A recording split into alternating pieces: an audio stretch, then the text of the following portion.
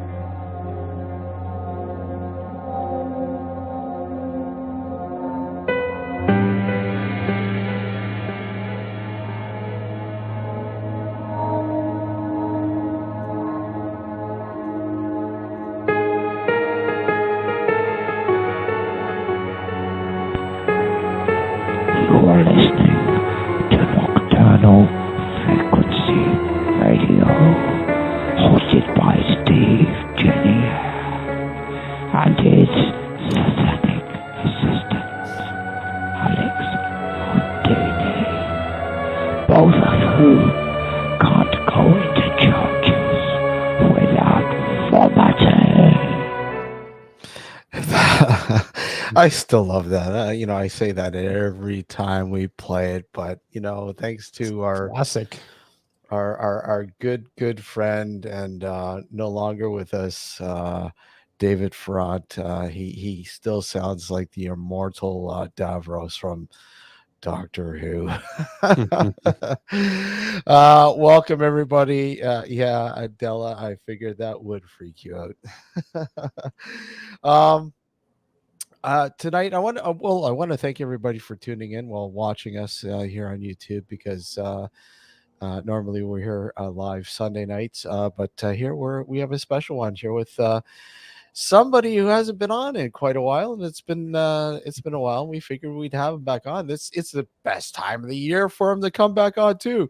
Ghost Guy Daniel. Very, very true. And I'm going to tell you, that intro really got me in the ghost storytelling mood. So it's Awesome. perfect. Awesome. That Yeah, was the point. We wanted you to get into that mood.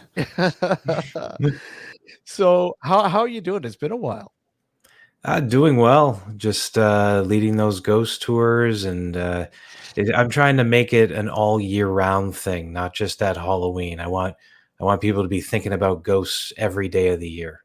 That's the perfect thing. I completely agree. It's the best thing. People need to be thinking about ghosts all the Thank you. time. It's so true. So, okay, so I mean, I've been on the Hermitage one. Right.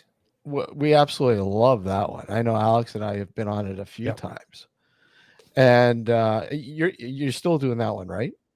Yes, actually, even during COVID, we were able to do a couple because it's nice and outdoors. Yeah. And being in the middle of the forest there really helps too. But yeah, finally we were able to bring it back, and I'm happy to have it back because I love going out there at night. It's just it's a lot of fun. I love that place. I mean, we were lucky enough to get grant permission to go in there and investigate it. Oh God, this is probably like 15 years ago. Oh. And tragic it was, but the ending, but I'll tell you, what a place at night. That place is just incredible. Incredible.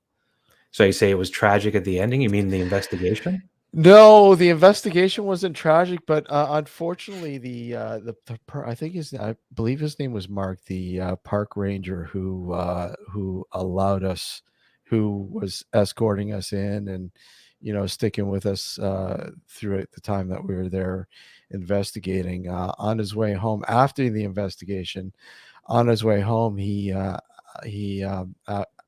sadly perished in a head-on collision. Oh my God, I'm sorry. Yeah, Jeez.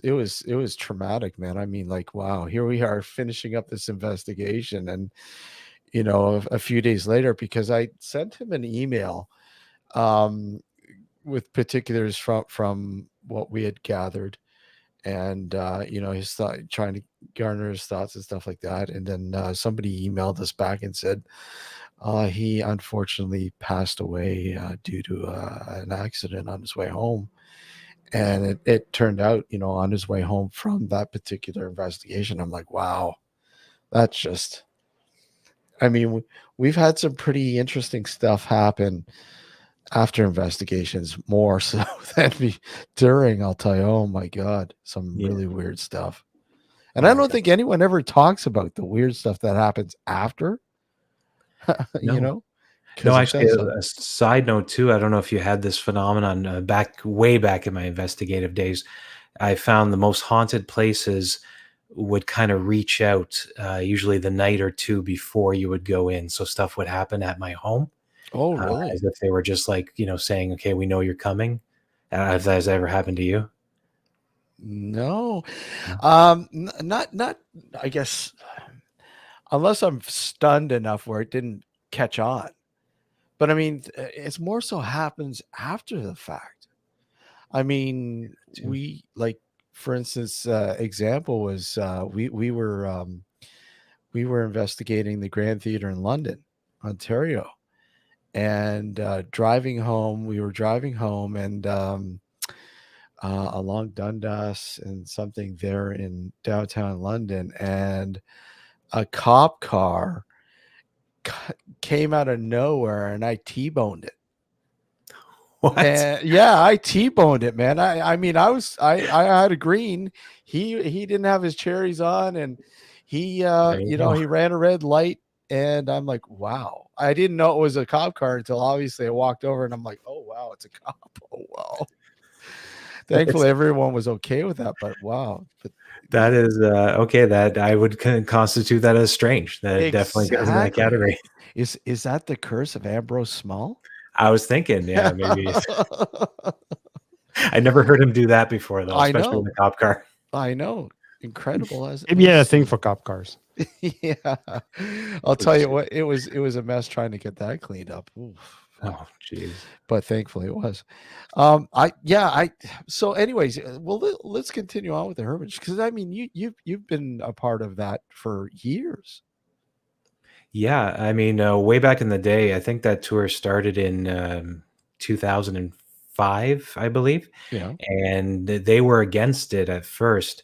It was one of the head guys there, a guy named Bruce Duncan, who has since passed away, but he went to bat for us because trespassing has always been a thing at the Hermitage. Yeah. It's almost as historic as the place itself. You know, people go out there, they tell ghost stories.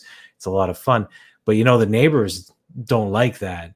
And they were against any type of tour coming out there at night. So he went to bat for us. We got in, and we had, I mean, the respect that he had carried over into what we did. So we were able to stay, and they still love having us back there. And I'm telling you, over the years, being able to go out to a legendary haunted place, not just a regular, I mean, there's a huge legend that surrounds it. And did you want to get into it a little bit? With the legend? Yeah. Yeah. So that's, I'd like to say it's one of the most famous legends. I mean, Hamilton has tons, the city that I'm in, where we do the part of the ghost walks. The other one's Niagara on the Lake. But Hamilton is like a very haunted place. We call it the haunted city for a reason. So this one here is definitely top 3. And it talks about a coachman who was the servant of one of the families who lived in a house on the ground. So it wasn't the house that the ruins are today. It was the one that was before, that was only a few feet away from where the ruins are. So this coachman fell in love with the niece of the man who owned the house, who's Otto Ives. He was a colonel, so a very serious man. And if you watch the show Downton Abbey, any listeners who watch it, you'll know that this is unacceptable. You have a servant dating a woman of station. This can't happen. And they knew it.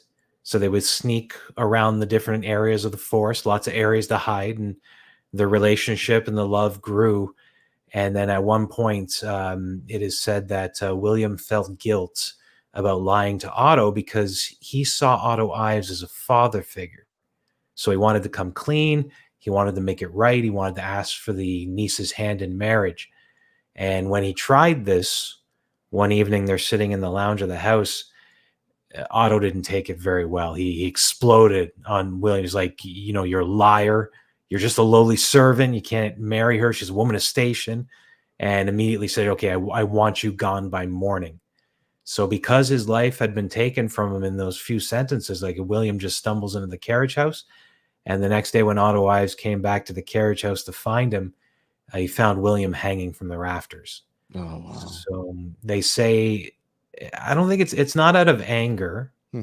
It seems it was mostly out of love that he returned, because the story states that he's seen walking down Sulphur Springs Road there and heading to the Hermitage, and that he's looking for his lost love. And he doesn't seem angry in any way, but the residents have said they've seen him. If anybody knows driving down Sulphur Springs in that night, and if they were to see something like that would just be freaky. I wouldn't like it. I mean, walking just like guys, if you're in the area and you've never been to the Hermitage Ghost Walk, I do it. It's great. It's so atmospheric, and Yeah. what Daniel explained here is obviously a part of it. They blend it in, and it's just it's we're talking about lantern primarily lit ghost walk through the forest to the Hermitage ruins. That atmosphere is really what gives it for me anyway. Yeah. Because when we look at these locations, you look for the uniqueness of it. I mean, it's not like your typical tour where you can have, okay, this building has this building has this is the history. It's one central location that's been a legend for over a century. And yeah, just being out there in the forest, and especially at fall, because it seems even darker. There's just there really is something about it. I have a picture somewhere. I don't know where it is. I took a picture. I think it was well during the investigation 15 years ago. I mean, and the pictures I don't know if it's still there. It's been a while since I've been to the Hermitage, especially I don't know if I've been there since they renovated since they restored it somewhat. But the back area, remember the back area where there was that the corner wall left with the window? Yes. They did rebuild that, so that's still there. Okay, good. I took a picture, and in the picture, you could actually see what looks like the face of a woman peering through the window. Very cool. I know. I'm I'll tell you, skeptical, but hey, it's pretty cool. I'll tell you a quick experience about that area just to give you an Sure. idea that there's energy there. Sure. I was doing a filming. This is for a TV show back in the day. Yeah. And the first 5 seconds that I got there with the producers, I realized I had made a mistake because they were just jokers. I mean, they were joking. They didn't believe anything. The sighting they got in was obviously fake, but we had signed a contract, so we couldn't back out. Yeah. So I stayed in the background most of the time, and they went to the Custom House. They went to the Hermitage, and at the Hermitage, off camera, I'm standing in that spot where you caught the face, right behind the window, wow. holding an EMF. And the only actual experience that wasn't fake that night for the cameras was when the EMF went off. So it went to 10 for a good 5 seconds, and then it went down. And I didn't tell the producers about it. The one and only real experience, I didn't tell it because I was like, I just got to write this entire show off, and I don't even. And I mean, there's nothing there like that should set it off. Environmentally, anyways. No electricity, Nothing. no water pipes or anything. Yeah, nothing would set it off. Yeah, crazy. What do you like about that place, Alex? Because you've been there a couple times for the walks. Yeah, no, I just like you were talking about before. It's the atmosphere of the place. Just when you're walking through to the ruins, it's got that sort of, I wouldn't say downright eerie, but it's got a little element of eeriness as you're walking towards it. Yeah, it's a great little place. So okay, where else do you carry out the ghost walks now? Well, we've been limited, unfortunately. Yeah. Everything that's been going on, and we lost a couple locations in Hamilton because they didn't want to be associated with the ghost stories anymore. So that was an unfortunate thing. But we're still at the Hermitage. Downtown Hamilton is still going. I finally was able to put together a special event. We started it just before COVID, and then COVID kicked it away for a couple of years. But we rent out Dundurn Castle. Oh wow! Okay. We run a bus tour alongside of it. So I lead the bus tour. We go to the hidden haunted spots of Hamilton, and then everybody goes into Dundurn Castle for stories like death and dying stories and dark stories, and then out into the garden for some ghost stories. That is cool. That's neat. That of course that's a well-known haunt in Hamilton. For those who may not know, obviously Dundurn Castle. I mean, talk about places that have lots of history. Oh yeah, for sure. But it's funny. For those who aren't from it, you won't know it. But a lot of the Hamilton Museum locations, even though they have so many ghost stories, like Whitehorn, for example, we feature on the downtown tour, is the folks who run it, they don't see it as legit. So in their mind, is a little old-fashioned kind of sensibility is that if it's not proven real history, it can't be talked about inside the structure. Oh, wow. So Okay. I thought it was very iron fist, but then they started, figuring out ways to work with us, which was wonderful. So I highly commend Dunder and from able to set up what they set up. But still, we don't tell the ghost stories inside the house, just out of respect, I guess, for the family or the history. We can tell it on the outside. But I do think me personally, as a ghost believer, I do think it's a bit of a shame. Yeah, yeah. Well, you kind of like inside, it's so much better. But yeah, well, hey, you got to do what you got to do, and it's a great place. And of course, you have Niagara on the Lake as well. Like, what's going on down there?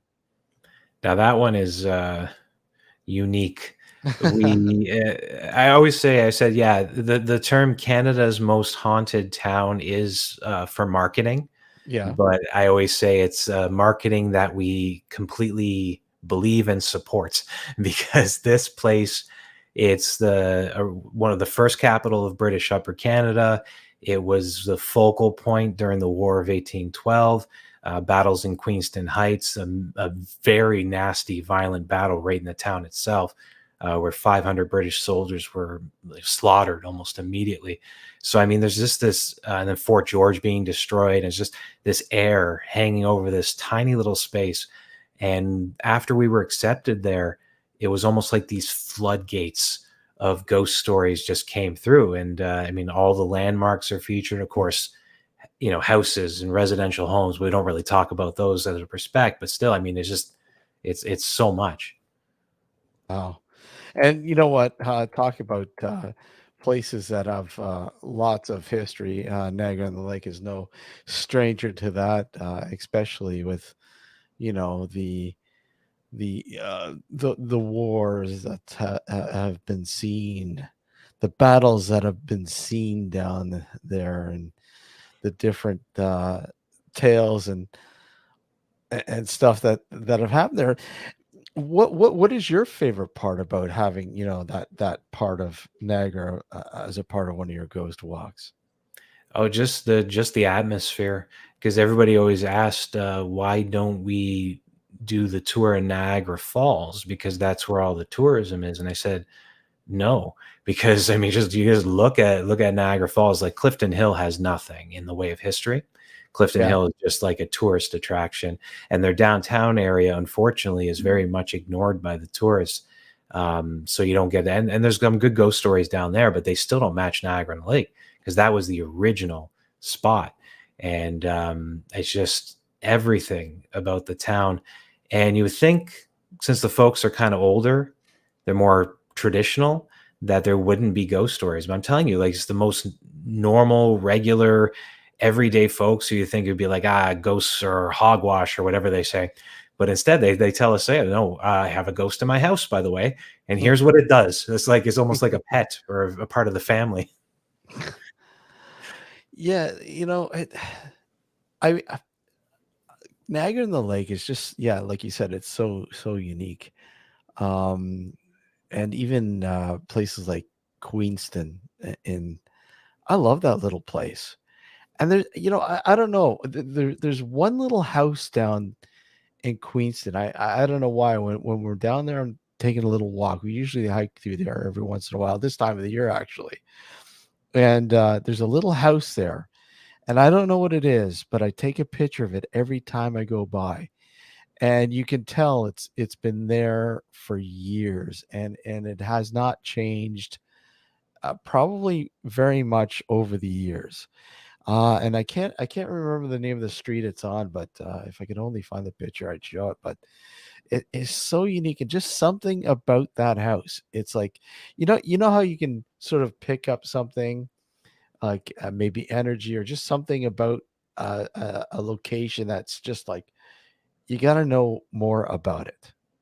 Yes. Oh, yeah. Actually, I lived near one a couple years ago on Hamilton Mountain, where Mhm. it was abandoned, Yeah. and it was an 1800s farmhouse. And I walked the dog past it almost every night, and I had to look at it because it just gives you this feeling just by looking at the little side note. I've talked about this before. Why the creepiest haunted houses are abandoned is because of that energy, right? Because if you're thinking, I'm going to live in this house and I'm going to sleep in this house and my kids are going to be in here, the last thing you're going to want is a house that feels, dreadful when you walk into it. So, if you understand why those energetic houses are empty, that could be it. If it's a very negative energy. But the one that you saw, Steve, was it occupied? I believe so. I believe it's still lived in. Every time I go by it, it doesn't look like there's much activity going on, but I believe it's still occupied. Okay, so sometimes the energy is like I'm currently sitting in my house, which is a 120-year-old house. Okay. And the minute I looked at it and decided if I wanted to live here, that you feel that energy, right? You come Yeah. back in the evening, whatever, and it's comfortable. It's Yeah. strong. Like you look at the house and okay, people have lived in there for a very long time, but it's more comfortable. So I guess it's the varying levels. How much can you handle? So okay, so with the ghost walks, I guess give us the well, I want to say listeners, there will be listeners, the viewers, a sense of what they can expect when they go out to one of the ghost walks. Not jump scares. Yeah. I always like to start with that because I'm tired, especially around Halloween. Nothing against haunted houses.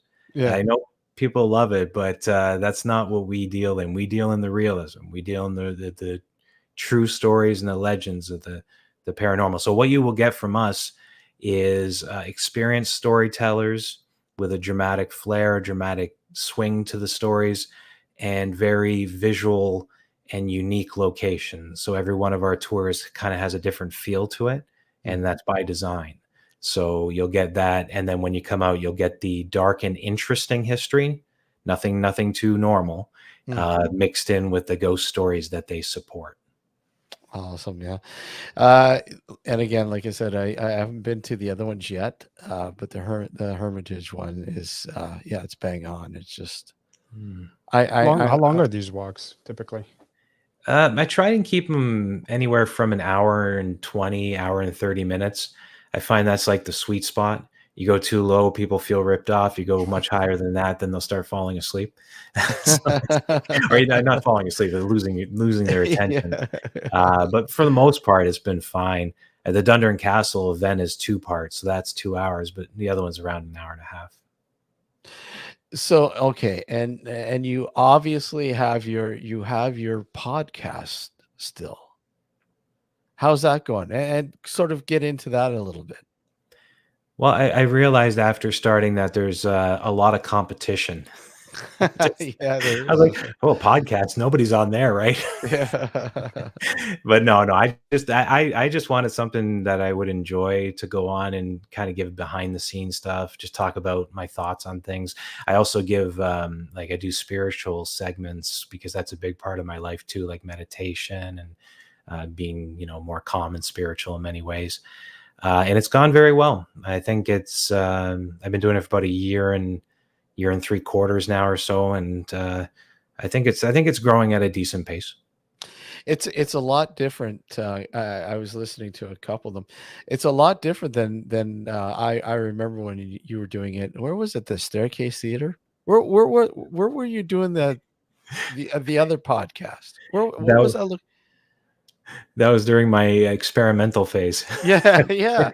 No, I loved it. I absolutely loved it when you invited me out to come out and talk with you and all that kind of stuff. It was fun. It was really fun, having a live audience and I thought it was fun. Great. I found I love doing the interview format and just being able to sit with the live audience was really good. But then I realized financially and the time that would have to go into it really didn't match up. It would take a very long time for the build up. And I'm not saying I wouldn't do it. It was called the Night of Ghosts, but I wouldn't do it again. But maybe if I, can build up an audience with the podcast, I could transfer it over and then have you back on as my first guest. I'd love that. I mean, you want to increase your listenership, not decrease it. I don't believe that for a second, Alex. we were doing that too. I mean, we weren't. We would every once in a while we do a live on location broadcast, and we absolutely loved that. I mean, we actually did one. We did two. Was it two, Alex? Two of them, yeah. At the Hamilton Guest House there. Yep. I don't know if you're familiar with that place, Daniel. Hamilton Guest House. Yes. Whereabouts is it? Oh God. I don't know where. I go by location. Yeah, it's I couldn't tell you offhand exactly where. I'm not too familiar. I think it's close. It's down by Burlington Street. Oh, down that way somewhere. I remember vaguely the neighborhood, but I know that the house is very, very old. It's a hostel now. Oh, okay. It's a hostel now, and they call it the Hamilton Guest House. I can't remember what the actual name of the house was, but we did a couple live on location broadcasts, and we absolutely loved it. Having a live audience and guests there, and it's fun. Does anything happen like when you're doing those broadcasts? Like, did anything come through in the mics or anything? I think the one time, Alex, I think it was the second time when we had the guys on from oh God, there was like a voice that we thought was coming through or something, but I don't know if it turned out to be an actual EVP or anything like that. I think it wasn't what we thought it was. But it's an interesting location. I wouldn't say nothing would happen if we were to do it again. Who knows? Is it the Pring House, Steve? The Pring House. That's it. Yeah. Okay. It is that one. Okay. So that's it's on Mary Street. Okay. 58 Mary Street. You found a haunted house in Hamilton that I don't know about. There you go. Possibilities. Not too surprising, because I'm telling you, it's like, as I was leading the bus tour last week, I tell people about why Hamilton has so many ghost stories and so many haunted places with its unique history, but the fact that underlying it is all of these old loyalist towns dating back to the 1700s. So I mean, you got that history like an onion peeling away. And there's like places that people on the tour were coming up to me and say, hey, have you ever done anything with this place or this place? And it's just like that same confusion I'm feeling now. It's like, where are all these places? Where have they been all my life? I know. Hamilton is, like I said, I was never familiar, because I'm more familiar with Toronto, but since moving out to Burlington, almost 20 years ago now. Holy crap. And when I formed Southern Ontario Paranormal, we did venture into Hamilton. And in fact, we were doing our meetings at the old Infusion Cafe. I don't know if you remember that place at Jackson Square. Okay. And it just amazed me how many buildings and how many locations there, and it just oozed with history, and something more is going on here that you have to know about. It's true, and you'd be shocked if you haven't seen them. How many buildings that we've lost over the years, because Hamilton doesn't have the most prosperous past. So there was a mayor in the 1970s, Jack McDonald, who decided that he wanted our skyline to look more like Toronto with bigger skyscrapers and whatnot. So there was this effort of going through, and any building that didn't have a major use was just removed. So we lost, the Victorian structures with the clock towers. We lost the Burke's building, which was designed by the same folks who did Queen's Park in Toronto. So oh wow. We lost the terminal building, which was built so strong that it would have survived a nuclear blast. It like took them months to take it down Wow. because of how powerful it was built. And we lost, like, you look at a slideshow of that and you want to punch your screen. It's very disappointing to see history like that was torn down. One I was really sad to see, and in fact, I was granted access to it before they demoed it, thankfully. But it was sad to see it demoed. Was the old Shadok Hospital? Yes, That yes. place was just incredible.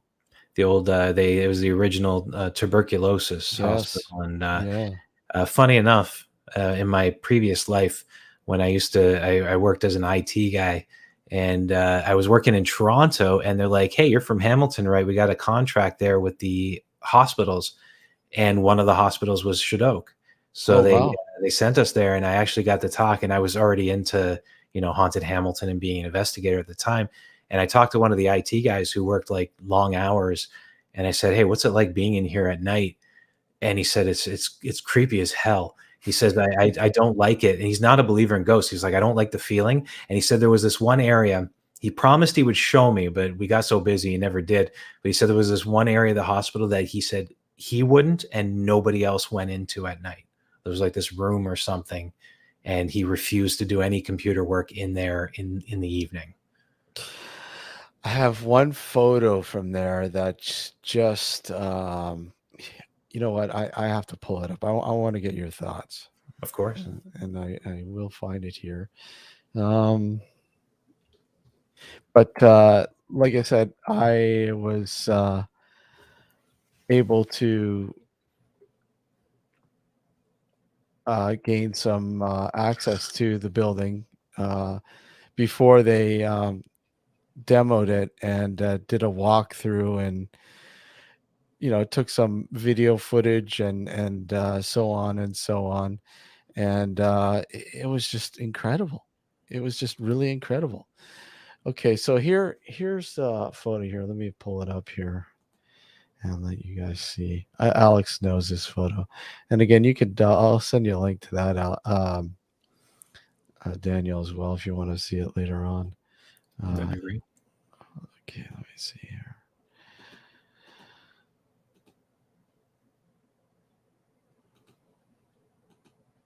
So,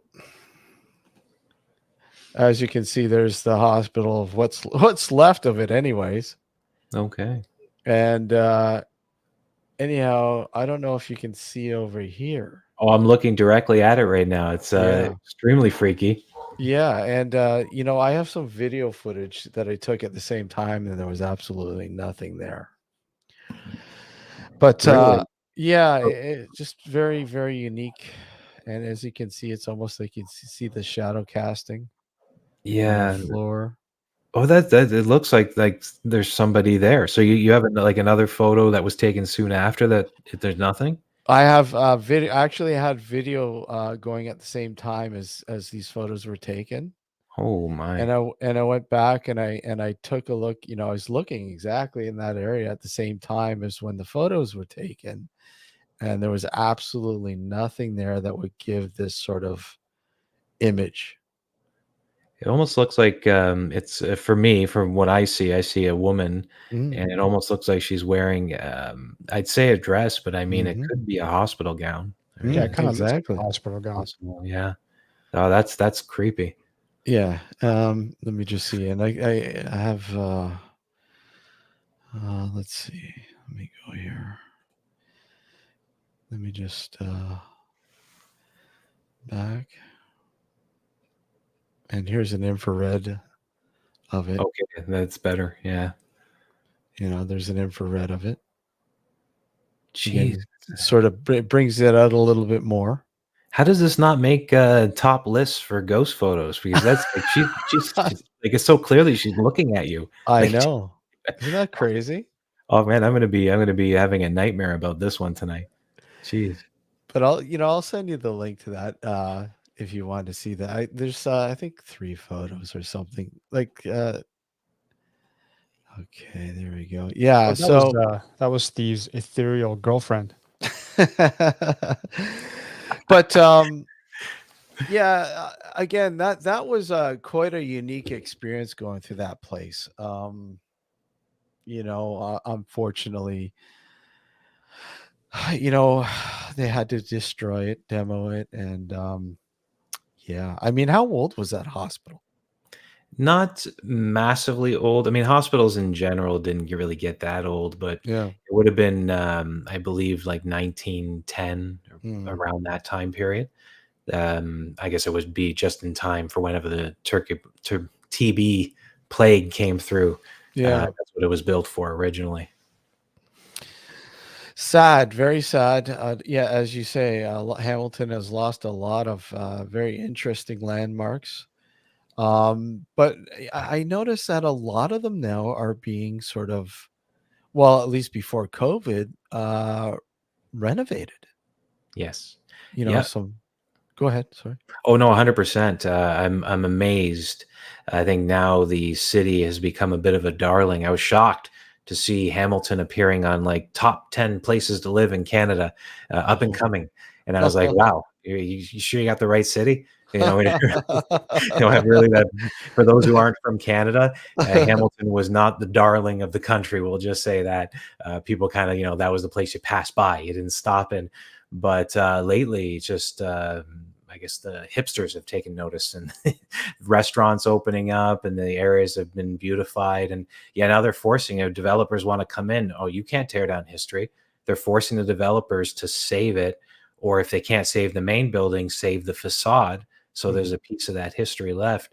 Like there's this facade of an old church that's still in downtown. The first condo company went bankrupt, but they kept the facade there. I mean, it's waiting for the condo company to come in and use it because the city has finally, grown a pair and is stopping the developers from tearing these places down, it's about time. Hamilton's got lots of character, man. It really does. And what would you like to see in terms of I guess expanding or seeing your ghost walks in terms of Hamilton expanding, if you will? Like, are there any locations that you'd like to sort of maybe start one, or that you've had interest in, or whatever? Well, there's a lot of locations that I would like to partner with in some way or another, just because of how energetic the place. Like we used to do something with Battlefield back in the day. Now that's Mm, a spot. That was yeah. the site of the Battle of Stony Creek Hmm. and the War of 1812, and the Gage family farm, which is now that part of Battlefield Field Park. All has that energy to it. Mary Jones Gage is said to haunt it. So for sure there, but just in the sense of the ones that we've lost, like the Scottish Rite of Freemasonry, I would love to go back there Mm, because we were just starting our journey at that place. And then, like originally, it was an event person who ran it, so everything was fine. But then when she left, a Mason took it over, and I guess he had pressure about the ghost stories being associated with the order, the Masonic yeah. order. So they weren't really for it. Hopefully that changes, but on the top of the list, hands down, is I'm gonna live long enough, even if I have to live to be 300 years old. I'm gonna live long enough to get back into the custom house because that Oh, that's such a great place, man. it is insane. And I've Yeah. I've seen haunted places all over North America, and I'm telling you, it ranks up there with them. It was like there was a time towards the end where we could almost guarantee when folks went in there, something strange or weird would happen to them. It's just energetic. Yeah. The only time I ever got to go in there, I think was twice, was for the gathering, when we had the gathering in there. And, unfortunately, we didn't really have time to sort of investigate it or anything like that. But, yeah, That's where Steve and I met. yeah, for the gathering. But yeah, that's an intriguing place. Very, very intriguing. So you think they'll sort of lean back and say, "Come on back"? I hope so. I hope they're Yeah. not angry at me in any way. I think I ran a decent event there. I'm not sure if they'd be open to the investigative nights anymore because the kind of having people wandering free was their biggest concern. But at least to do the tours, so we can bring back the stories of like the dark lady, which I think is the legend for Hamilton, and the experiences that we had over the years inside there. It's just, these are stories I still tell today. Actually, so with the Dundurn Castle bus tour, I made sure that the first major stop that it went to was the custom house. So I put a bus across the street. They can't get angry at it. I'm on public land. They can't get angry at it.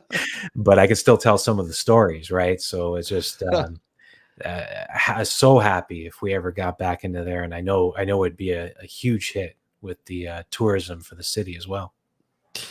Yeah, that's such a cool place. I love that place. But again, there's so many places. How about in Niagara on the Lake and surrounding it? Is there somewhere you'd like to sort of incorporate into that aspect of the ghost walks? Yeah, I always, you already mentioned it. I was looking at Queenston Heights as a possibility, although functionally a tour group would not be able to walk through fairly easily because you know how it's set up. It's just not set up for that. But I mean, that one little, like, it's a single block town. It's Yeah. so tiny, like 1/20th the size of Niagara on the Lake, which is also a small town. But you have Willowbank Mansion. Yeah. Alexander Hamilton, no relation to the guy from the play. Yeah. He's our version. He lived there. Hannah, his wife, loved that house so much, and she pushed her husband to be better than he was and have more money, or look like he had more money than he did. So that house was kind of her trophy, and it kind of ended in ruin. Alexander died very suddenly, and then she says she never left, right? Because that was her trophy. This is where her moment of pride, and she attached herself to it. So she said to haunt it. There's also the Laura Secord house, which, stories out of there. The woman who informed the British when the Americans were coming into that region, is considered a Canadian heroine, and her house is now a museum. And then I was going to actually consider walking folks up the hill, which Okay. I think if we had some seniors in the group, they probably wouldn't survive it. So No. that's not Yeah. going to work either, because at the top of the hill is the grave of Isaac Brock, Oh, the that's right. famous Yeah. general. Yeah, Brock's monument. His body is actually buried up there. Oh, And there's been wow. stories of soul, because there was a battle on the heights there. That's where Brock died. And also there's the Toronto connection is William Lyon Mackenzie, when he was ousted, or no, actually before he came to Toronto and became the mayor, he was going against the British, and his printing press for his anti-British newspaper was in Queenston Heights. They still have the building. It's still marked as a Oh, historic cool. site. So, I mean, that little area is just insanely historic and energetic. It's what was I going to say now? I was going to say about the Laura Secord. What was it? Okay, correct me if I'm wrong. Now, when Laura Secord went on her journey to inform the British, was it the Q house that she went to? Yes, that is correct. Yeah, it Yeah, was that okay. area, which is a ruins now, right? It's in ruins now, yeah. And I do remember there being some sort of connection that she that's where she had to travel to warn, to inform the British that the Americans were coming. Yes, I'm pretty sure that's where she had to go up the hill, was, I guess, the worst part. And I've seen in, like, the pictures that she had her cow with her or something. I don't know if that's true. Yeah. That'd be amazing. I mean, that would really add to the story. But yeah, I always like to tell people, I say, okay, you want to know about the real Laura Secord, look into that history, and then go visit her grave, which is in Drummond Hill Cemetery in Niagara Falls, also a haunted spot. And Yeah. just ignore all the chocolate stuff. Yeah. Nothing to do with All the chocolate stuff. they so stole good. her name. Yeah, and I mean, wow, so many places down and around there. Oh my God, between there and Fort Erie and Welland, and Yeah. my God, so many locations that are just oozing with history and stories. places like the Dollhouse. Are you familiar with the Dollhouse in Fort Erie? I never got to go with Yeah, when it was the actual dollhouse. I yeah, wanted to go see it for the dolls and just yeah, like the creepiness with yeah. that, but I never got to go. But I'm familiar with it. Yeah. Oh, what a crazy place that was. But again, Underground Railroad, slavery connection with that house, steep in history. Oh God. Well, And then we got basically pulled into the American history with much of that, right? With mm, the Underground Railway and the War of 1812. I mean, the War of 1812. I always tell people that Canada's a little baby country compared to the rest of the world, right? With Europe, for example, England, for example, is like mhm, the amount of violence that happened over the centuries in that area and mhm, in Rome and Italy is like palpable. And when you say that, there's spots in Canada that are haunted, mhm. it's really not at the same level No. as even in the United States. I mean, you really have to have a very dark occurrences to happen. We don't have a lot of that. So when you have an area that was a focal point for the War of 1812, it's going to make it a unique spot. And that's what we try Mm, and show off to absolutely. all the people who come on the tours. Absolutely, yeah. And okay, so a little bit of information, I guess, for the tours. When do they normally go? The tours, and we'll with the Niagara on the Lake ones. Niagara on the Lake has been decent. I've scrambling after COVID to try and get as much as possible. We are short staffed like everybody else, Mm, but we keep going with an amazing team. I'm so proud of the team this year. So those are every night, and there's lots of space for the Halloween season.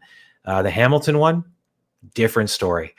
It's like there's me, there's three other guides that do random tours. The Hermitage is decently covered, and downtown is okay. Dundurn Castle and the bus tour, we only had 3 dates. They're already all sold out. Hermitage is getting there. So if anybody's looking at the Hamilton ones, I would recommend, booking them quickly. soon, Yes, soon. soon. That Yeah, that's not even reminds a me. marketing thing. Just, I want No, people to be able to see it. So I'm gonna have to book mine soon too. I think probably possibly if I can for next weekend. go, you let me know. Yeah, for sure. I'm hoping.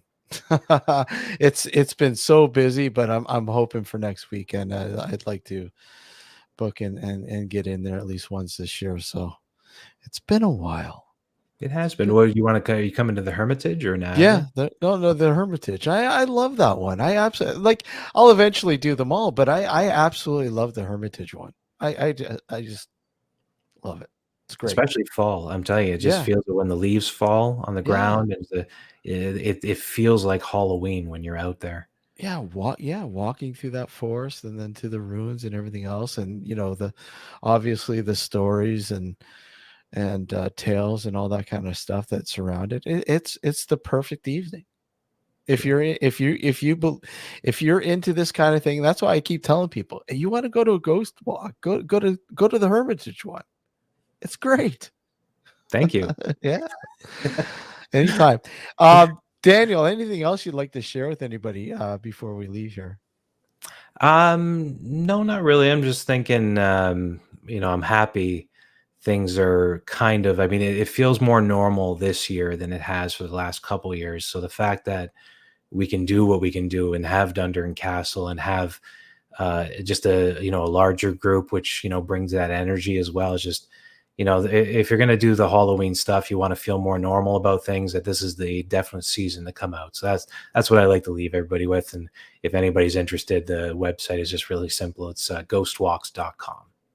And it's in the description, and Perfect. we'll continue to put that out in the archives and everything else so people can visit that, and that obviously find your links to your podcast and everything else, right?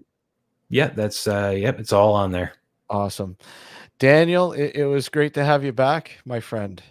Excellent. Well, thank you so much for having me. I really appreciate it. Hey, and we look forward to in the future having you back again. Excellent. Take So care, maybe we Daniel. could do a live show on one of the ghost walks. Hey, There hey, we go. hey.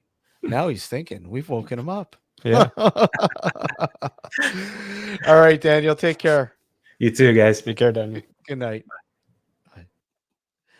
Bye. great to have him on. Again,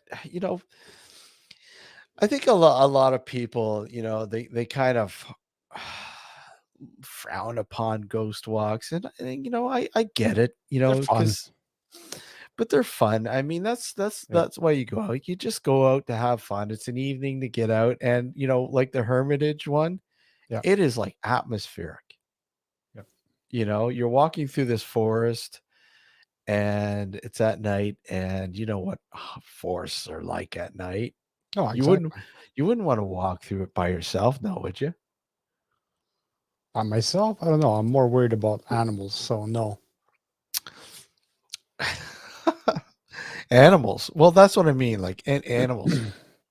I mean, people don't know anything about what's going on in that forest. There could be some serial killer. Yeah. I mean, a lot of them tend to find forests to dump their prey. Wow. So what's new? Nothing. Had to get it out there, What's new, sir? What's new? Are you in the mood yet? Are you getting into the mood yet? The fall? I'm working my way up to that. Yeah? Yeah. What do you mean you're working your way up to that? I started reading the book already. Yeah. And how's that coming along? I'm already halfway through. Really? Yeah. I'm actually, scaling back because I don't want to finish it too early. Yeah. Right. So I've started that. I started listening to some, some spooky podcasts, whatever, some, haunted, those sort of narration ones, the one that they do, like they narrate supposed real life stories, stuff like that. Just whatever to get me in the mood. I've been watching this thing. I posted one on my Facebook wall, and they're really cool, man. And all it is just atmospheric music that a guy's put together with imagery and a story like sort of setting. And they're so good, man. That's why you posted it on Facebook? Yeah. Let me take a look. Yeah. I barely go on Facebook anymore. Yeah, I know. It's, If it wasn't for some of the people that I chat with, I'd probably fucking cancel it. Somebody's ready for Halloween. Hi, sir. How are you? It's more of a question, really, more rather than a statement. But yeah, I'm getting ready for Halloween as it happens. You're getting ready. You're not ready. Why aren't you ready yet, Sam? Because I haven't prepared yet. Why not? You seem like a guy that prepares well ahead of time. Do you know what? And as it happens as well, you say that, and I've just started going off and getting lots of. Well, let me show you. Yesterday. I'm still awake from it. Yeah. Today, I went off and I got lots of this kind of long pallet wood from greengrocers. The missus instantly said, "Oh, I need a shoe rack in the hallway." So I've instantly gone off and yeah.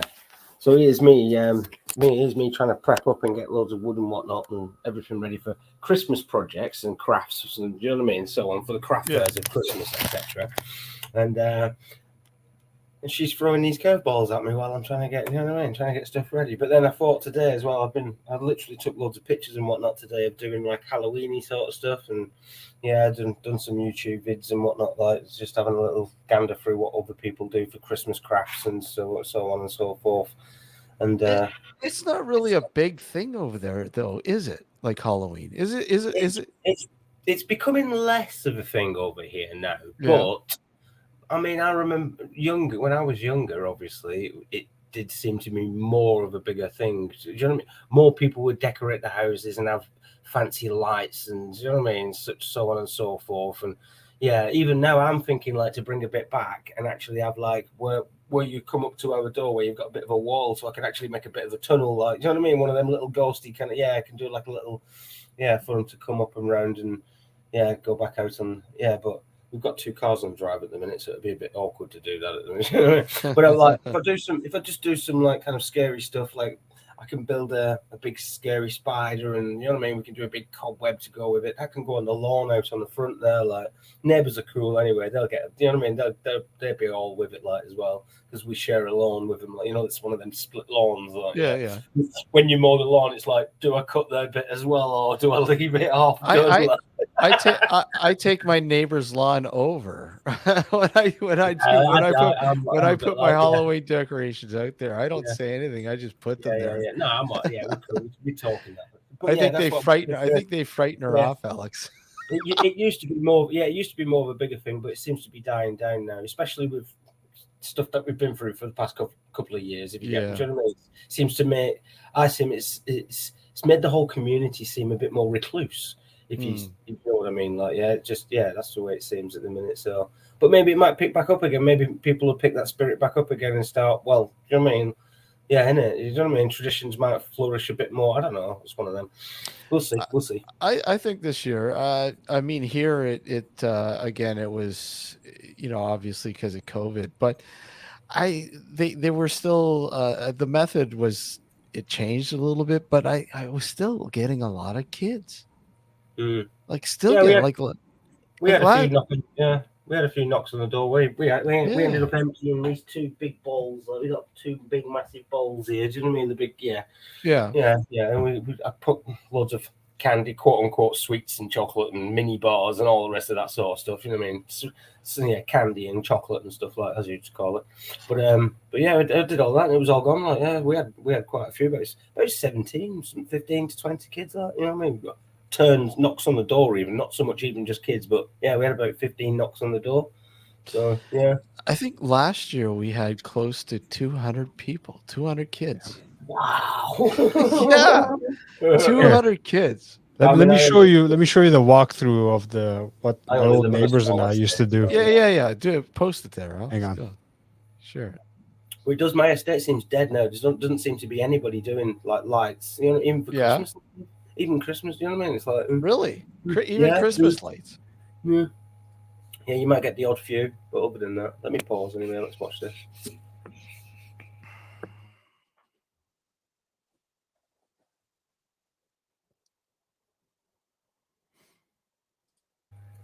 On the offset, I can say that looks amazing straight away, doesn't it? Look at it.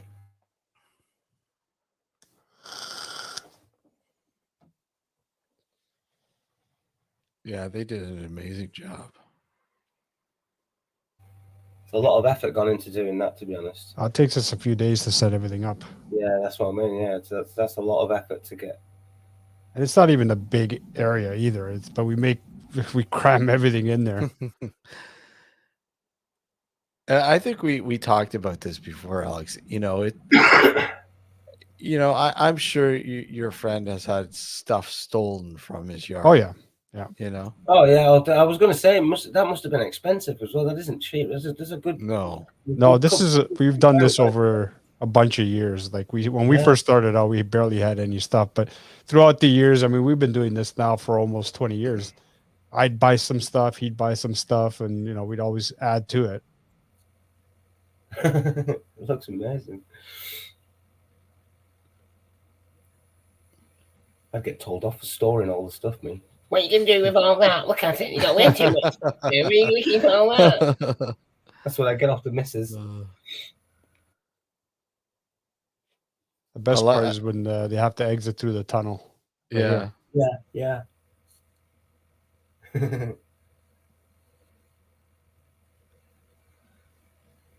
Man, if I had the money to do that, I would honestly. That's the sort of stuff. Yeah, that's the sort of stuff you do, isn't it? Like, yeah.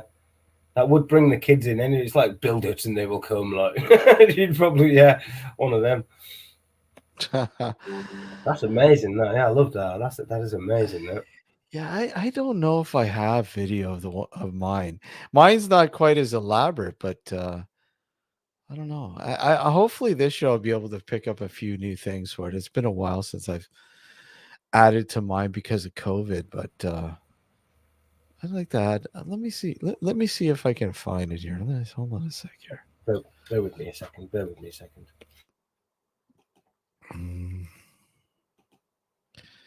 Let's see. Okay, I'm gonna look here. Here we go. No video, of course. It's not cooperating with you. No. No, it is cooperating, but I don't know where the hell I put oh, here we go.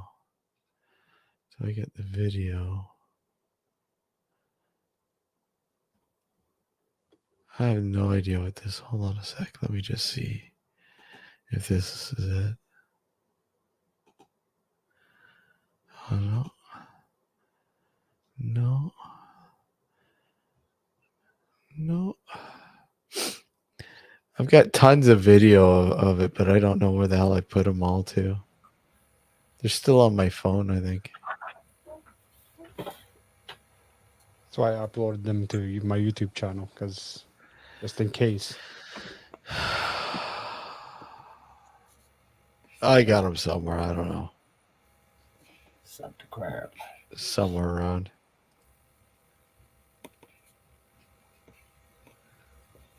Where are we? It's hard to detect the difference between, let's see, hold on, video.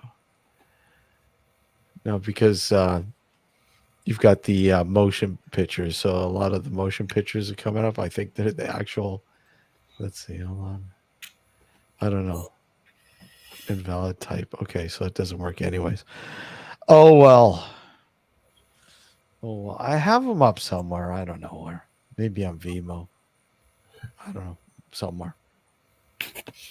Not quite as elaborate, but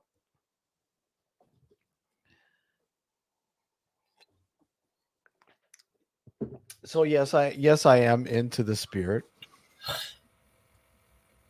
A slippery rail. Pumpkin ale. Oh. Spice. I misread that. I thought it said stripper rail. Stripper ale. Stripper rail. Stripper ale. Like, that's not very paranormal. No. Stripper rail. But you know, it costs a lot of money. I mean, yeah, that a lot of the props are just insane. Yeah. Well, I suppose you could a lot of the props you could, if you're ingenerative enough, like you could make up from like cheap stuff from like from you know what would you Dolomart, whatever it is that you've got, you know what I mean, pound store, Walmart, whatever, cheap stores, like, yeah. A lot of them putting together, making them beams and that, just get some old logs and just, you know what I mean, yeah, that'll be yeah. But yeah, a lot of blood, like a lot of the carpentry and stuff like that I've done, like, you know, I made, you know, cemetery fencing. I've you know, some you know, tombstones, all sorts of stuff that, you know, you can spend shitloads of money on, but I figured, you know, do it. This is just as good, if not better. Yeah, well, I'm going to make, as you mentioned that, I literally today thought, coffins and stuff. You know, make some coffins. I've made a coffin. Coffin. And then get one of them scary ghost masks from what we call Poundland. It's, you know what I mean? It's not really Poundland anymore because you go in there and it's £50 upwards now. It's not. Inflation seems to have taken over Poundland. It's no longer Poundland. They shouldn't be calling it Poundland. They should change the name. That's weird because we got dollar stores here. Yeah, well, Poundland. I like that. Poundland. Yeah, Poundland. That's what we call that. Yeah, Poundland. We got the dollar store. Ours is boring. Dollar store. But you know what? Some of the shit you can find in there is pretty cool. Yeah, well, that's it. You see, well, like I go rooting through there. The minute they got like loads of mirrors, round mirrors, and they're literally £1 a piece, and I'm like, ooh, but not many people buy them, so I'll wait until they're end of stock and get them 50p a piece for half a box. Yeah, one of them, like, yeah. But yeah, I go in for all sorts, mate. Last time I went in, no joke, I literally. This is no exaggeration. You got the Edison bulbs. Yeah. I was making industrial light units and putting nice fittings and Edison bulbs onto and selling them back out on Etsy. To get them bulbs was quite expensive at the time for me. Anywhere I was trying to source them everywhere, as you do as a, you know what I mean, as a little business, and trying to get them as cheap as possible. £3 or £4, like $7 or $8. You know what I mean? It's not cheap, like whatever. And but anyway. Poundland, I walk in one day. they've got this little cardboardy shelf about a meter wide by about just short of my height, and it's got several shelves, different bulbs onto it, all Wow. Edison ones, all Edison bulbs, different fittings, different types, a shelf of each. Like, yeah, there was about 20 on each shelf. And they were going for a pound The each. entire shelf up and took him to the Well, yeah, because those things are expensive, man. She kind of looked at me like, "What?" Like, yep, I'll have all of them. Like yeah, $15, $20 for a bulb, you know. So I don't know, yeah, you that's know, what I mean. So I got they're them, like, expensive. Yeah, so I ended up like getting loads of them bulbs and like just even putting them in the attic, and I was knocking out them light fittings, and they were selling, like they were costing me about 40, 50 quid to make, so $60, $70 to make altogether, you know, priming them, doing them properly, like, yeah. But I was knocking them out at 300-400 quid a piece, so Wow. I was making on them where I was selling them, and I was the only person making them in that little at the time, like until other people started catching on and they Catching started on, yeah. it. Hey, You I know can what I do mean? this too. Yeah. Make You know, make a few yeah. dollars. Yeah. Well, what I do is I go on the international markets and see what their top sellers are, what we haven't got on our markets, and then what I do is I kind of not so much copy, but take their idea and make it my own little unique idea, and Yeah.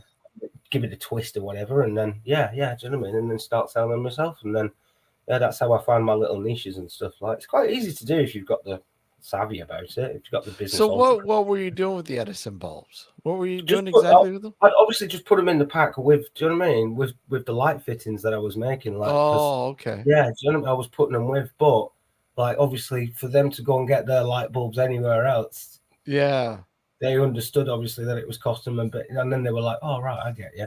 So then obviously I'd have on the light fittings, I'd make them certain sizes. I had 3 different sizes, 3, 5, or 7 bulbs.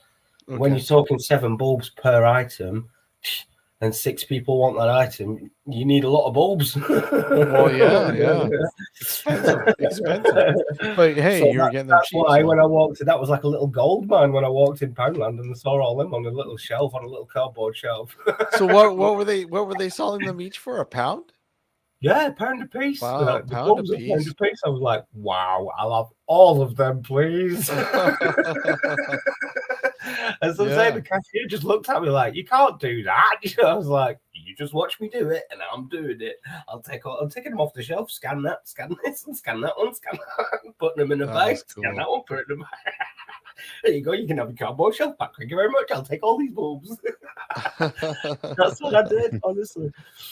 Oh yeah. That is so. When you're doing that, and then I sold all of them pretty much. I think I had about 6 or 7 bulbs left after all of them. So it goes to show it was a good little. Do you know what I mean? It was good that I did grab them, because otherwise I'd have lost out on a lot of money, basically, like doing what I was doing. So, do you know what I mean? So that was a nice little penny earner, like, yeah. But yeah, come in. That's what I'm doing for. I did say this year I'm going to set myself up. I've set the workshop up. I've sorted the garden out.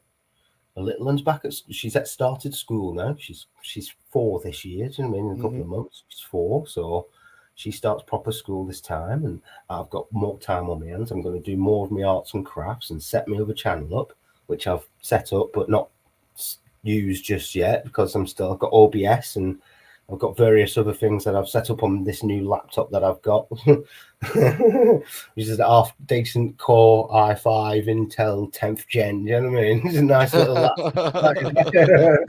Yeah, I've been waiting for this. I've been waiting about 3 months for this laptop now, so I can set it up and do what I'm doing. It takes time, doesn't it? When you're doing something, now you have it. It's a little bit of time and a bit of patience, and to learn what it is that you need to do first as well, and so on, and then you're able to bring it to the table properly, etc. So yeah, we're just setting up now. So like, I've already started building stuff. I've already got the wood. I've de-nailed all that half of wood that I got to do, and I've been back to the greengrocers, and they said there's loads more there. So what is this? What is this? Reclaimed wood, right?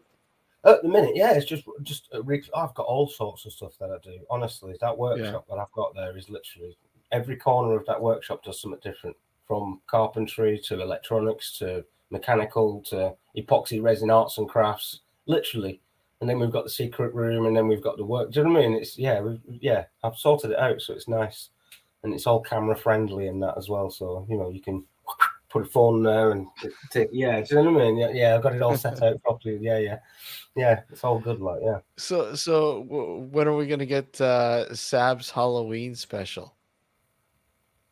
Do you know what? I'm thinking about that. Maybe in 2 weeks before. Obviously, then if I give myself 2 weeks now, and then that gives me time to learn what I need to learn with OBS, because that's a bit fiddly to learn. Get me head around. But do you know what I mean? But yeah, just ask that guy over there. Yeah, he knows all about OBS. He's an OBS guy. I've just literally just got it, just downloaded it, had a little flick through it. Doesn't seem too hard. It just import here and add your source there and just do what you're doing. But you just got to keep your eye on where the audio's coming in and out of and stuff like that. It can get tricky, but yeah, it's once you get the hang of it, it's not too bad. Yeah. See. Yeah. And I'm one of them. If I know I need to learn it, I'll just learn it. I'm one of them people. I'll pick it up quite. Yeah. I'm all right. I'm not too bad with tech savvy, so. You know what I mean? But yeah, Halloween. Ooh, what's the scariest thing? What's the scariest thing you've ever experienced during like near a Halloween time? The scariest thing I've ever experienced during Halloween. I don't know, man. I thought I saw a witch once. Honestly, no joke. That's what I thought. Yeah, and I was like a young teen, and I thought, I swear on my mother's grave I saw, and it was just. It went past the moon, and it was like it was not an airplane, or you know what I mean? It was like I was like, check that out. It didn't scare me. I was just like, what the hell? The scariest thing I remember walking up this road one time, and there's back then there was hardly anything on the road, and on the other side was just this empty field and an old shack, and there wasn't there's street lights but not well lit. And I remember I'm walking up north, and this guy you can see him coming up close to me in the distance, and as he got closer and closer, you just can't really see his face, but you can see he had like a dark hat, like what are those hats called? Almost like the Jewish people wear those black tall Skull rimmed. cap. Not a skull cap, no, not the skull cap, but I think the rabbis usually wear them. Oh, I know what you mean. Those hats. Yeah, the big ones. The Quakers wear them too. Yeah, I know what you mean. And this guy's walking down. He's called got Jackson hats. Yeah, and he was wearing this hat, and his head's down, and he's walking forward, and he walks by me, kind of looks at me weird, and I'm like, okay, that was just really. And he had a beard, just like really weird. And then the next thing you know, I turn around, and I see him. He's crossing the road, and he's heading towards the shack, and I'm like, okay, weird. And then 2 seconds later, I turn back. He's gone. He just disappeared. It was weird. Did he go in the shack? If he did, he was awfully quick, because there was nowhere else he could have went. So I don't know. Weird. Just odd. What was it? Nothing. Who knows? Stovepipe. Weird. I don't know. How about you, Alan? No such thing as coincidence. That happened for a reason. There was something about that, obviously. Well, yeah. I mean, did it have meaning? I'm sure it did. But what? Weird. Is it a curse? Was I cursed? Did he place a curse on me? Yeah. You may not know until you pass on to the next realm, and then it's like exactly. Truth's coming. You're like, oh, that's what that was. What about you, Alex? Can't think of anything. No, not yet. Anyway, that might still happen. It might still happen. Yeah, around Halloween. Yeah, I don't know. I mean, weird. There's a lot of weird shit that has happened, has played out, but not necessarily around Halloween. But I don't know. anything weird? I remember one time,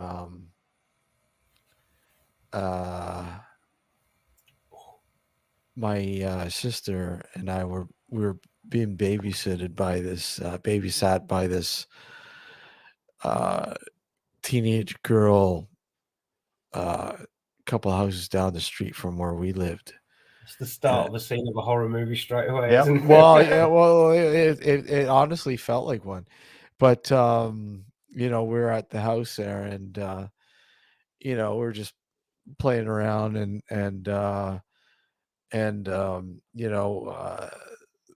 we went into the kitchen, and this is at night. We went into the kitchen, and the screen door was open, and she claimed that the door was closed and it was locked. I'm like, okay, well, somebody obviously opened it too. So she closed it, locked it again, and we're go about our merry way, playing around again, blah blah blah. And then all of a sudden, you hear her screaming. What the fuck? Go out there, and the screen door's open again, and she's just standing there looking like as if somebody had run out or something. And I'm like, okay, what's going on? Like, what's going on? Like. So she immediately went to the phone and dialed, 911 or whatever, called the police. What's going on? Somebody was in the house. Somebody ran out of the house when she went back into the kitchen. Somebody broke in and opened Jimmy the door open. And, as she was going back out, I guess spooked him, and he ran back out. And that's why she screamed. That's creepy. When you're a kid and you're only kids in the house, wouldn't that freak the shit out of you? Most likely. Yeah, but you could suppose that in itself is kind of freaky, yeah. But then to also have a teenage girl with heightened emotions, senses, etc., and your kids as well, obviously that can't bounce off each other very well in that sort of situation. So it become a heightened sort of situation, wouldn't it? But that in itself, to have somebody creeping around is just creepy in itself, anyway, isn't it? When you think about it, even as because you sit there and go, "Well, hey, I suppose you wouldn't be so much, Do we cross paths with a potential serial rapist, killer, whatever? Who knows? You never know. Well, you never know. Here's one for you, right? Yeah. To have something instilled into you like that would probably be more. How can I explain this without being so brutally honest about it? So my mother, I'll start it off as I know the story, right? My mum was 9 years old. Her sister, Susan, was 12 years old. But she was a very kind-hearted girl, let's say. Do you know what I mean? Yeah. Yep. Now, this is in Wigan, Manchester, Greater Manchester, northwest of England, on a council estate. My grandparents had been in the army for umpteen years, come out, settled down, had their kids, etc. And that's, you know what I mean? That's where we're talking this. All right. So within this, obviously, they've got neighbours. It's quite close net and everything. Everybody seems pally, quite nice. And well, they had a friend that used to come around, Jimmy, his name was. Uncle Jimmy, as my mum and sisters and whatnot, siblings used to call him. Well, one night, Susan went out for an ice cream to the ice cream van. It was jingling its little jingle outside and pulled up, and she'd gone out for an ice cream after getting permission.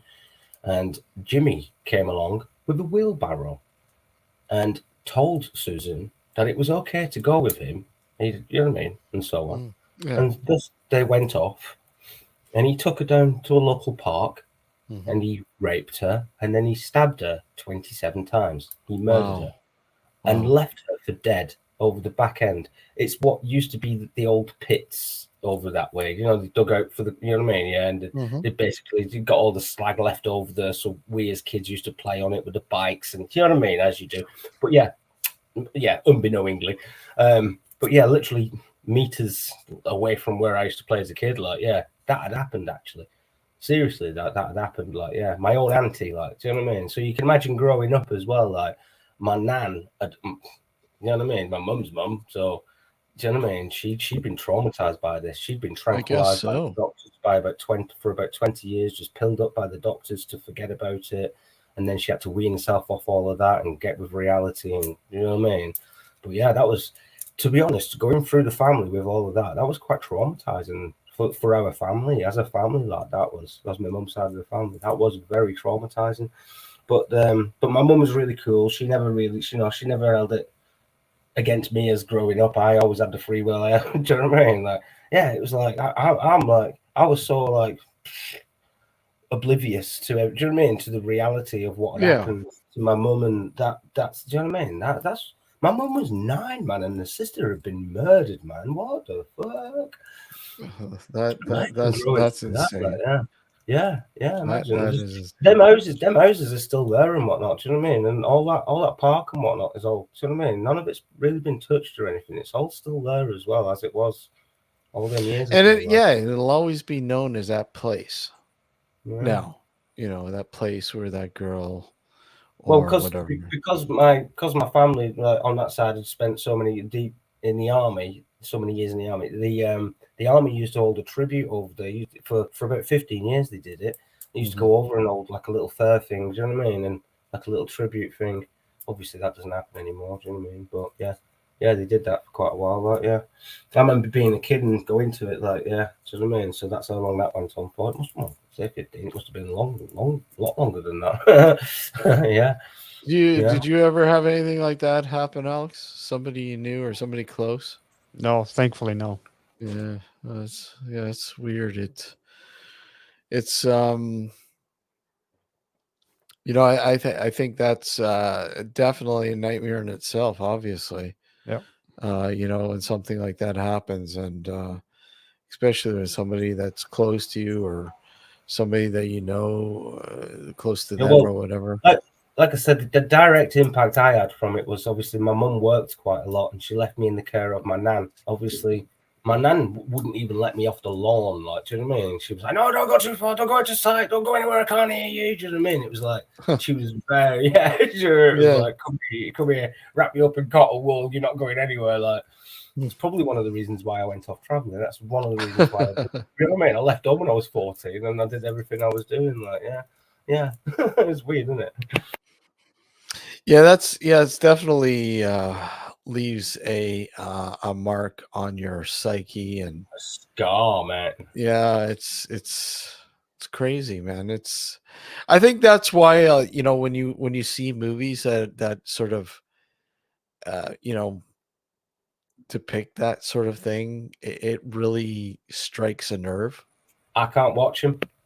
Yeah, it strikes a nerve with some people. I can't watch It's stuff like that. terrifying. Honestly, I can't watch most horror movies because even like because of personal things I've been through, like having like Mhm. serious cuts and like having my face hanging off, and I know the actual feeling of, do you know what I mean? That I've been through that. Do you know what I mean? It's like a personal. So when I Yeah. watch it, it's like reliving it to a certain extent. Like, yeah. You know, when I was a kid, it was always, oh, the creeper van, you know, because there was so many creeper vans around, you know, like, you know, so you're always suspicious of a creeper van, like a white, you know, Ford Ecoline or whatever the hell, Ecoline, whatever the hell they Without were. windows. Yeah, without windows, you know. But you know, Black yeah. yeah, you know, they're just driving slowly down the road, you know, and constantly braking and just, you know, what the fuck, you know, this is Never creepy really shit. had that. When you're a kid, you know, it's like, you know, when I was a kid, you know, you had to go back in Wow. when the street lights were on because of shit like that, you know, because you had idiots like, well, you had psychos like that, you know. the Night Stalker and Charlie Manson and so as a kid, you learn to define certain engine sounds to know when to disappear from a van. exactly, yeah. You disappear as soon as you hear that's diesel. Watch out for that. That's diesel engine. That yeah. Yeah. Yeah, you're heightened alert even now when I hear it. Thankfully you don't see it as much anymore because there's not as many of them around anymore. But then again, there's probably the new creeper van. What's the new creeper van? I don't know. I don't know if there's one. Is there a new creeper van? I'm sure there is. I just still the same. It's just like a modernized version of it, I guess. Because it's certainly pretty soon they'll be electric and you won't hear them fucking coming. Yeah. Instant torque. And they take off.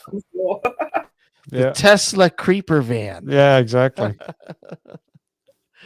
There you go, Tesla. The Tesla creeper van. Oh God. Yeah, no, it's we joke about it, but it was scary. Yeah. I mean, people were there's a serial killer on the loose and people were terrified. And objects like I mean, I think a lot of it had to do with the heightened sort of occult sort of scare, if you will. The satanic panic, right? The satanic panic. Yeah. Like I was mostly down in the States though, wasn't it? Down in the States. You had some in the UK as well. Right. But yeah, you had in the States, it comes in waves. I mean, you had the mid 60s, the mid 70s, and then you had some in the late 80s in the US. Yeah. And into the into the early to mid 90s even. I don't think you'll ever get that again. That sort of panic, because I think that more and more people are sort of leaving that sort of religious sort of aspect of the life. It's not there anymore. So therefore, Satanism is really just it's like a normality now to people. Why is that? What's Satanist? Like define a Satanist now. Plus, people nowadays are slightly more educated than they used to be when it comes to this kind of stuff. Well, that too, yes. What's a Satanist? I support Putin. Yeah. Yeah. Oh, you're a Satanist. Yeah. Yeah, exactly.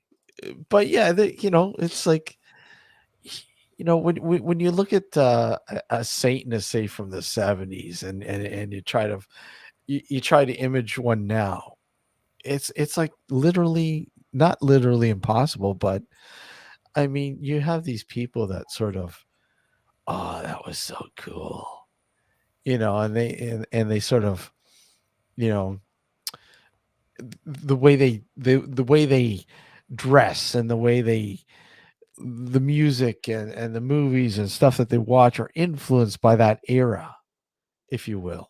So neo-Satanism, if you will. Is there such a thing? Oh, there's so many branches of Satanism nowadays that I don't know if you want to classify it as neo-Satanism. It could be. But depends on what you want to think about it now. They've actually categorized it into a different category. It's just more paranormal now if you do all that sort of stuff. Because it's all down to a belief system, whether you believe in the devil, whether you believe in God, whether, like you've said, like religion, religious Satan, it was just part of a religious system anyway. Without God, you didn't have Satan, did you? Think about this for a second. So obviously, if religion's been degraded and demolished as it is, like, you know what I mean, it's been deformed as it is, like, yeah, it's been demolished and diminished, and it seems to be losing, like, the Christians, even now I've been getting adverts for Jehovah's Witnesses on my YouTube. I'm like, really, that bad? Are you really reaching out that bad now? Hater. My nan was a Mormon as well, actually. She became a Mormon. And I used to remember all the American kids who come over to England on the little missions that they do, and it's always American kids that you get in England on missions with the Jehovah's Witnesses and fucking and Mormons and that, like, yeah. So they're always sending over. I remember I was, hey there, how you doing there? I know your grandma. Hey, do that. Get on. He used to say that to me all the time. And we'd be like, hey there, I know your grandma. Oh my God. All right. I'm with my mates, for crying out loud. It's hilarious. Do you believe in the Lord? No, not really. I've been to Mormon Sunday school, and I've read your little book about how this guy went up the woods and found this book buried, and then this angel came and told him, I don't know what's going on there. It seems a bit weird to me. That's hilarious. Hey, do you want me to tell you a story within that as well? Go for it. This will tickle your pickle. So I believe that when I was 12 years old, I was secretly baptized as a Mormon. Secretly, like on the cuff, like, yeah.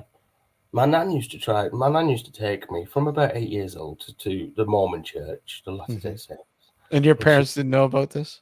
Yeah, my mum used to. My dad wasn't about it. He was up in Middlesbrough. Mum and dad split up by then, like a year or two. Yeah, mum and dad split up a year or two before. My dad had gone to live in the northeast of England, about 400 miles away. So, so he didn't really have much of a say in the situation. But my mum was very, very open-minded. She always told me, just believe what you want to believe. Don't take everything with a pinch of salt. Do you know what I mean? There's lots of religions. There's lots of stuff to believe in. So, you know what I mean? Just have an open heart and an open mind. So anyway, my nan used to take me on Sunday to Sunday school at Jehovah's Witnesses, not Jehovah's, but at the Mormons.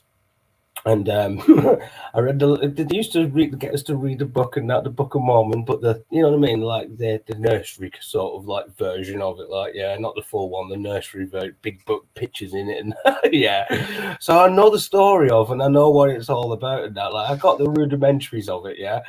But anyway, a few years goes by, 4 years or so goes by. Every other Sunday going to this, and I'm enjoying it because it's just meeting people and having little parties and stuff like that for me. Like, that's all it pretty much is. Like, it's nothing more. I'm not praising the Lord. They can sing all the fucking hymns and whatever. I'm not getting involved in it. I'm not really that bothered about that. I'm just like free food and let's have some fun, run around and cause havoc. That's what I was on about. But come about 12 years old, turn up on a Sunday morning, and it's like we're rushed in there as well. Me and my younger brother. I've only got one sibling, my younger brother. And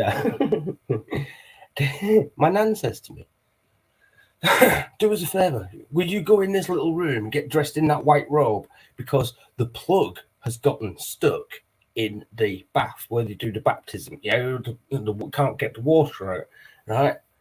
And I'm like, yeah, all right, okay, yeah, whatever. I mean, I'm accustomed to the place anyway. It doesn't really, do you know what I mean? It's no phase from me. I'm not thinking anything else, to be honest. I'm not. I'm totally oblivious. Thinking back now, when you're looking at it, I'm like, hang on. Anyway, they got me in there. I'm in this white robe, and he said to me, obviously, the plug's at the bottom, and it's about 3 foot deep as well. And I've got this fork in my hand to take the plug out of the, yeah, so it's like purpose and snap. I don't know what's going on here. Like, anyway, I've gone in there, like, yeah, I've done it, like, I've completed the mission. I've gone under the water, come back out. The guy's there, he's helped me, and whatever, like, make sure, obviously, I don't slip in it. No, he's a Baptist, isn't he? And then we've gone and had, pretty much after I've got ready, we've gone and had like a little buffet and a party thing afterwards, like, me, oblivious again, like, not thinking. Rest of the day's carried on, like, years on in my 20s down the line, I've had to sit my nan down and say, did you get me baptized when I was 12 as a Mormon?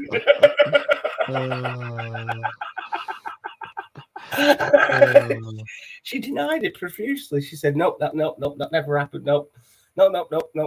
Denied all knowledge of the situation ever happened. And I was like, okay. My nan was a very weird woman, honestly, very strange woman. Like, honestly, I can't. As you can imagine, her head was naffed up with all. but I don't know. It's very weird. I don't know what you make of that. What you want, like, I don't know. I think he got baptized. Yeah, I think so. I think It you sure does were. sound like it, doesn't it? When you look at Yeah. it as when you look at it older on a different perspective, you're like, hang on, that's definitely not right about that situation. Now, has it become a burden on your life? And if you know what Mormons do, and you go and look at their churches and that, you'll Yeah. see where they do baptisms. They've got like a glass screen as well, like because I can tell you this happened to me. I can tell you firsthand. So obviously, like you go in the back room, you've got like a little changing room, and then you come in down some steps into like this bath area, tiled area that's about 3 or 4 foot deep. That's filled with water in there. You've got a glass screen for everybody to watch and participate whilst you're getting baptized. That's what I had. And if you look at that must be open plan for all of the Mormon churches as well, pretty much. So that must back up what I'm saying here, like, do you know what I mean? Isn't it? That's very weird though. Like, why would you go and do that? Like, my nan was like, because she used to say my dad was the devil. Wow. No, she was true in what she used to say there. Because my dad took the opposite path to my mum. My dad was a druggie. He did become like kind of a gangsterish kind of person. He was involved with a lot of crime. He took that route. Do you know what I mean?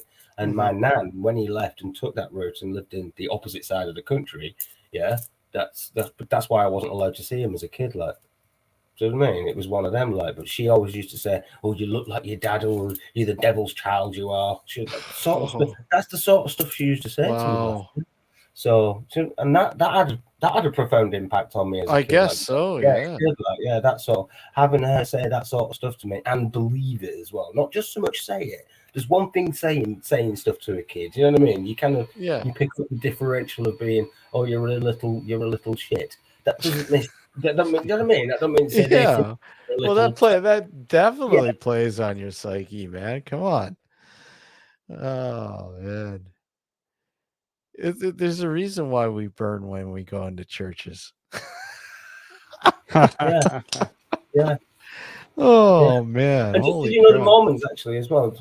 They proper had her over financially. I'm telling you, they took like a third of her wages that she ever made. Yeah, that's what they do. It's like as donation, and they would ask her constantly for donations for other stuff and like, do you know what I mean, to fund all the little things that they do as well, all the parties and getting people in and promotions and all the paperwork and the pamphlets, all that sort of stuff. Like, if you get so much intertwined in there, you've got to be part of all. And that's what it kind of is like. It's a financial business that everybody gets involved in, and they want a big chunk of your fucking money as well. Like, that too, Della. Vomit. We can't go into churches without vomiting.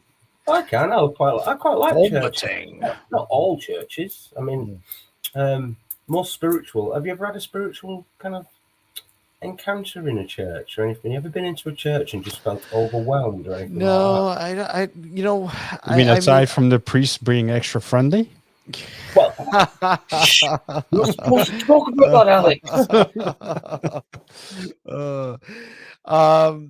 Not really. I mean, I've been in churches and I've probably been overwhelmed by the architecture with some of them, but that's you know, you're just stunning and you're like, wow. You know, it's incredible. All them glass windows, and you think they were done a couple 100 years ago, and they were all done by hand in some gadget in a workshop, and you know what I mean? That was some skilled craftsmanship that went into a lot of that stuff that went into that. Well, not even like building it and then putting all the fiddly bits in afterwards as well. Like it's stunning. It's alluring. Yeah. Oh, just the history behind a lot of the architecture and the churches are just like phenomenal. And you know, when you think about it, when you realize it, it kind of brings you to your knees and say, wow, it's incredible the amount of blood, sweat, and tears and everything else that has gone into building this, you know, church is like Okay. Yeah, what in time? comparison, I made a bloody footstool today and I nearly chopped my bloody thumb off. Do you know what I mean? And that's like just building a bloody footstool. You can imagine the injuries caused building such phenomenal feats yeah. like that. Big boulders dropping off and There are landing people on who are someone and stuff traumatized like. building Yeah, those. do you know what I mean? Timbers like as large as can be, just not holding in place at the right time, and somebody getting a dunk. Well, I mean, and some of the pigmentation, some of the red pigmentation, is it not? They could not get the proper coloring unless it was blood. Think of the little man who sat with all that lead, doing all that leading, and all that lead Well, getting to yeah. him eventually over the years and sending him crazy, etc. Yeah, Like, you know what I mean? there you go. Yeah, environmentally, they're probably not the best. Yeah, the paint, yeah. The paint, the lead in the paint. Yeah. I mean, but hey, again, this is stuff that we didn't know. We didn't know. We just thought, hey, we're doing the Lord's work here. We're doing the Lord's work. We're poisoning you. Oh, yeah, it's Both mentally and physically. yeah. Biblically speaking. Oh man, you had to. Where's You just Barry? Where is Barry? you just had to. Yeah, you just had to. Oh god. Oh, here we go. What kind of fun are we gonna have here? Here, guys. Here we go. Welcome. Oh no, could be Biblically, anybody. this is Biblical Christological Account 40 Win here with a request for Steve. Hey, how are you? Biblically, I'm doing good. So I would appreciate Biblically, but no, like just how are you? Biblically, I'm doing No, good. without saying biblically, how are you? Biblically is perfectly valid to avoid confusion, as I'm appealing to objective veracity. So my request contra thou is to repeat the following phrase: "Our God of the Bible is perfect." Is that it? Is that it? Biblically, yes. Thank you. You can now go and fuck yourself. Goodbye. Jesus, Barry, man. Fucking hell, like. Oh, you gotta love it. Brutal. Oh, classic. He hasn't been back though. I mean, at least here. Oh well. He might still be lurking somewhere. Could it be our own JC? You know how JC was to Art Bell and George Norrie on his Coast to Coast. Who knows? The link's there. If you're there, come on in. You gotta love it. But I love this time of the year. It's it's slowly. It's really starting to feel. I mean, this morning it was fucking cold. Yeah, it was cold this morning. Frosty. Yeah, was it frosty there too? Yeah, it was like 0 degrees. There's some frost in the roof. Well, it's getting to the point where if you take some out, as soon as you take it out, it's got condensation straight. Yeah, it's getting cold. Like getting nippy now. I'm having to like put the thermal bottoms on and stuff, like my work bottoms. It's getting, but it's supposed to warm up the next couple days here. Oh, we probably get that as well. Yeah, we probably get our Indian. We usually get an Indian summer. Yeah, an Indian summer. September, like beginning of October, probably mid-October. We'll get just like a few days, maybe of just like a bit of like maybe a bit of a heat wave ish, bit warmer than it is now, and then we'll kick off into winter like properly. Either that, or we're just going to go straight into winter. I hope not. We can't go straight. It can't go straight into winter. I mean, we got to have fall. I mean, the summers don't seem long enough now, do they? It just seems like you get like 2-3 months of summer, and that's it. You got in between grey and then winter. Well, it just seems like there's 2 seasons now. I mean, even the spring, it just like it's thrusted right into the summer, and the summer's thrusted right into the winter. That not just us getting old, or you know, but I don't know. It's still my favorite time of the year. Is time speeding up? Is it? I don't know. That's been a theory that's been on my head for God knows how long now. I've been hearing that float around for quite a long time now. But there's been a theory out there. If you want to go and have a little tinker yourself, like, but apparently there is a suggestion that time itself is fractionally speeding up, and yeah, do you know what I mean? I've heard about that. Yeah, I've heard that. I've heard that. So what does that mean then? Does it actually speed up the seasons though? I don't know if it actually would speed up the seasons. I think seasons, like anything on Earth, goes through its cycles. You know what I mean? It has its, obviously it's had its cold. It's climate change. Yeah, and it is climate change. Yeah, climate change. And it's the way planet Earth sorts itself out. It's like, nah, you're getting too cocky in that area, trying to manipulate that weather so it's nice and having. No, we're not having that. We're going to make it freezing cold. We're gonna unfreeze the Antarctic and just flood the area for a bit. That's what it's the planet's way of sort of dealing with itself, like, you know what I mean? It's funny how you said Antarctic. I don't know if you've noticed lately. I've been watching these videos all over the place now that it's putting flat earthers to shame. I don't know if you've seen this now that there's an actual like some sort of a wall that is around us and we can't get by it, but when we do get by it, there's actually more. You mean you don't believe in flat Earth? Well, if you don't believe, I forget what the theory is. I'm out of here. Like, you're a globalist, aren't you? You're one of these globalists, aren't you? Yeah. I don't believe in global warming because if the Earth isn't a globe, and it can't be global warming, can it? I don't know what this flat Earth warming. Flat Earth warming, get it right. I don't know what the theory is called though, but there's actual land outside these, Yeah, there's a slew of theories from flat glacier walls, and in fact, you can't get by the Captain Bird. Antarctic. He saw it the first time he went over. Oh my god! Yeah, I've heard lots of theories. Do you know what? And I can touch on this very personally as well, because I watch a channel called Bruce Sees All, and he does astronomical viewings of the moon through his telescope, and he kind of goes on about the structures and so on and so. But he kind of believes, obviously, we're in a global kind of, it's a globish, maybe not so much just perfectly sphere, but whatever. You know what I mean? It might be pear-shaped or whatever. It might be a bit of a whatever. But yeah, it's spinning around a bit of a ball anyway. So he got these trolls, and they basically invited me over to their side of things, me unbeknowingly.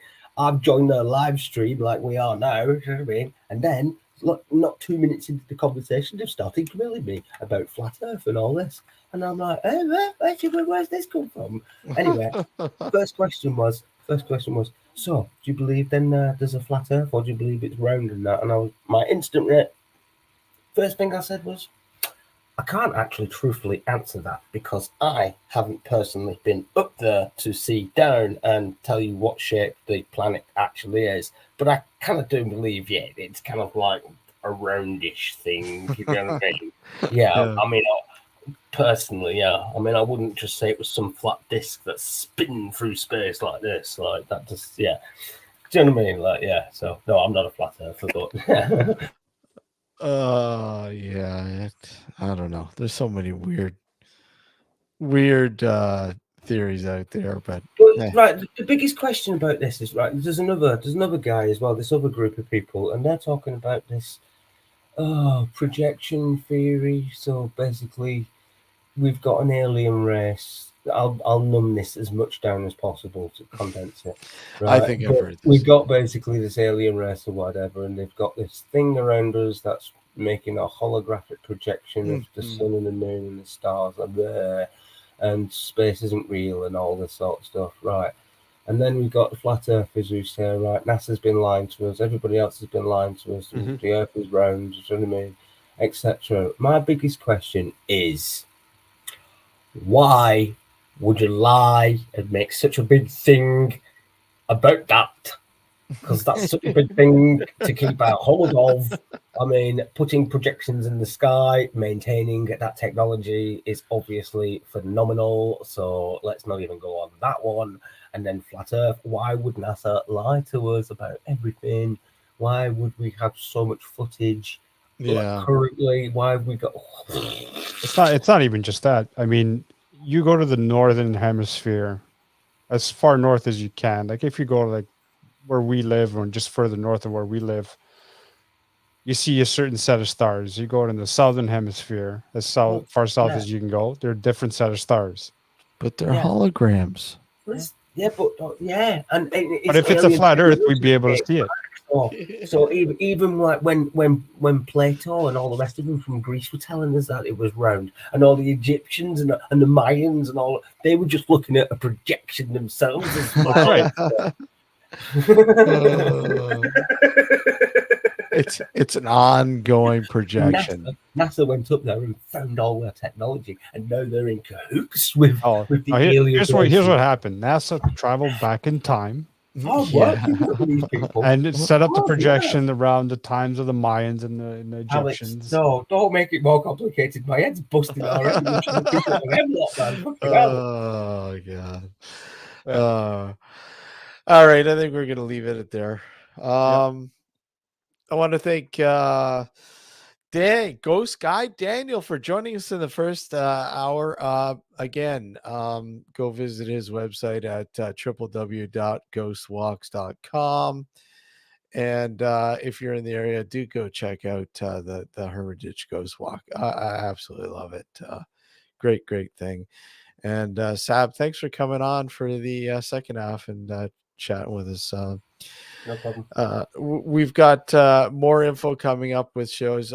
We aren't broadcasting this Sunday night due to the Thanksgiving holiday here in Canada. So we will be letting you guys know about our broadcast coming up soon. So don't go anywhere. Please like and subscribe the channel. And